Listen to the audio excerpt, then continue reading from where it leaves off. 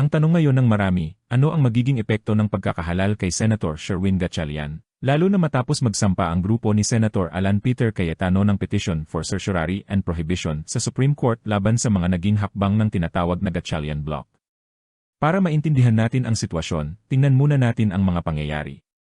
Sa botohan, nakakuha si Senator Sherwin Gatchalian ng 13 votes, sapat upang maabot ang kinakailangang majority para sa halalan ng Senate President.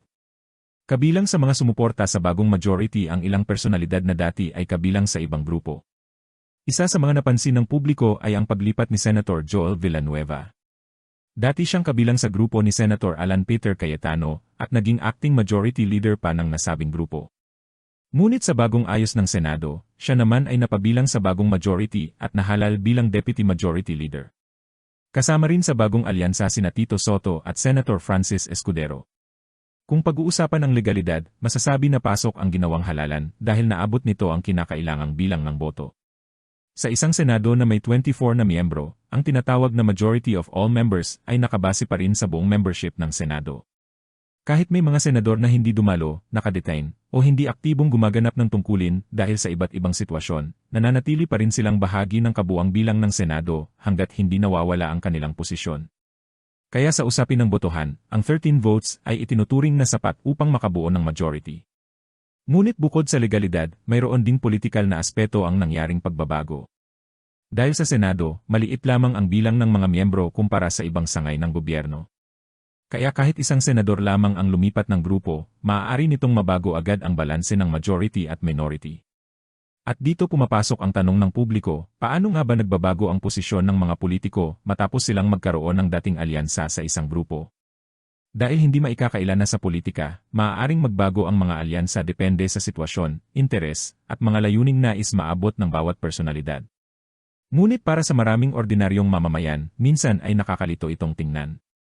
Isang araw ay magkaiba ng panig, ngunit sa susunod na araw ay magkasama na naman para sa sinasabing kapakanan ng bayan. Ngayon, punta naman tayo sa epekto nito sa kasong isinampa ng grupo ni Senator Alan Peter Cayetano sa Supreme Court. Noong June 16, 2026, nagsampa ang Cayetano Block ng petition for certiorari and prohibition na may kaugnayan sa proseso ng pagbabago ng liderato sa Senado. Ang malaking tanong, ngayong nahalal na si Senator Sherwin Gatchalian bilang Senate President, mawawala na ba ang saysay ng kaso? Dito pumapasok ang tinatawag na principle of moot and academic.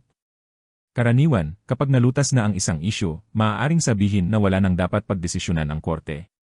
Ngunit may mga pagkakataon na maaari pa ring resolbahin ng Supreme Court ang isang kaso kahit tila tapos na ang issue. May ilang exceptions dito.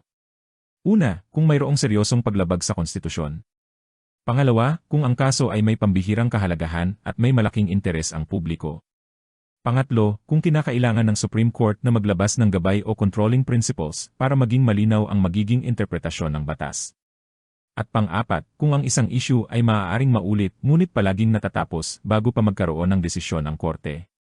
Kung titignan ang sitwasyon ngayon, posibleng gamitin ng Cayetano Block ang mga argumentong ito upang ipakita na hindi lamang simpleng pagbabago ng liderato ang kanilang kinukwestiyon. Ang mas malaking issue ay ang interpretasyon ng constitutional requirements tungkol sa quorum, voting requirements, at kung paano dapat unawain ang majority of all members ng Senado.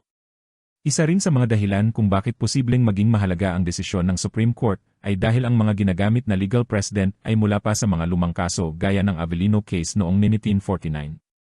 Ngayon ay nasa ilalim na tayo ng 1987 Constitution. Kaya may mga naniniwala na kailangan ng mas malinaw at mas napapanahong gabay para sa ganitong klaseng sitwasyon. Dahil sa nangyari, maraming eksperto, abogado, at maging ordinaryong mamamayan ang nagkaroon ng iba't ibang opinyon tungkol sa tamang interpretasyon ng rules ng Senado. Kaya ang tanong ngayon, tatanggapin ba ng Supreme Court ang kaso at maglalabas ng bagong gabay, o ituturing nitong tapos na ang usapin matapos mahalal ang bagong Senate President? Ano man ang maging desisyon, malinaw na ang nangyari sa Senado ay hindi lamang simpleng pagbabago ng liderato. Isa itong pangyayaring maaaring magkaroon ng epekto sa paraan ng pag-unawa sa parliamentary rules at constitutional processes sa hinaharap.